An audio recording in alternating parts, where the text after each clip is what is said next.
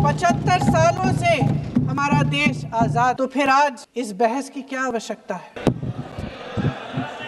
हमारा यहाँ मकसद क्या है? जनता से हमें दिया गया दायित्व, जनता का विश्वास, उनके प्रति हमारी जिम्मेदारी, हम किस तरह से इसका इस्तेमाल कर रहे हैं, हमें ये सोचना चाहिए। क्योंकि अब इस मोड़ पर हम इस सदन में अपने राष्ट्रगीत पर भी बहस करेंगे। आपने बहस मांगी है, आपने बहस मांगी है। आप तो इलेक्टोरल रिफॉर्म्स की बहस नहीं मांग रहे थे कि जब तक हम इस पर बहस नहीं करेंगे तब तक उस पर बहस नहीं होगी। इसकी वजह क्या है? हम आज यहाँ ये बहस क्यों कर रहे हैं? हमारा राष्ट्रगीत है, इस पर क्या बहस हो सकती है? हम ये बहस यहाँ आज 2 वजहों से कर रहे हैं। पहला कि बंगाल का चुनाव आ रहा है, हमारे प्रधानमंत्री अपनी भूमिका निभाना चाहते हैं उसमें।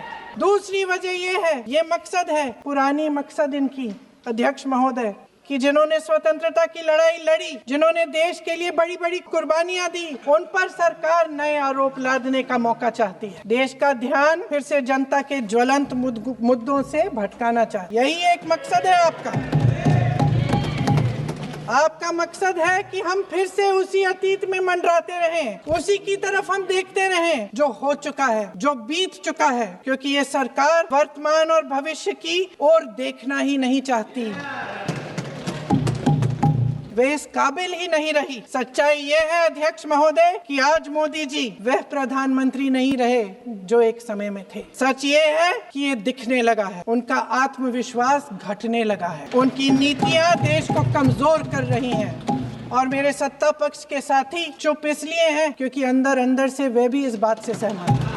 आज देश के लोग खुश नहीं हैं अध्यक्ष महोदय, परेशान हैं, तमाम समस्याओं से घिरे हुए हैं और उन समस्याओं का हल आप निकाल नहीं रहे हैं। इनके भी अपने लोग दबी जबान में कहने लगे हैं कि सारी सत्ता को केंद्रित करने से देश का नुकसान हो रहा है।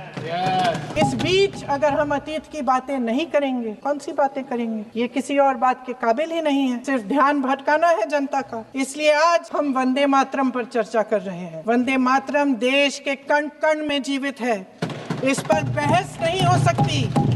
लेकिन चलिए, आपने बहस मांगी, आप बहस करना चाहते हैं, बहस करते हैं। आज इस चर्चा को प्रधानमंत्री जी ने शुरू किया, उन्होंने भाषण दिया और इसको कहने में कोई झिझक नहीं है कि भाषण अच्छा देते हैं, थोड़ा सा लंबा। सिर्फ एक कमजोरी है, अगर आप इजाजत दें तो मैं बोलूं, तथ्यों के मामले में कमजोर पड़ जाए, बहुत कमजोर। इसमें भी एक कला होती है कि तथ्यों को किस तरह से जनता के सामने रखा जाए। मैं तो नहीं हूँ, जनता की प्रतिनिधि हूँ, कलाकार तो नहीं हूँ।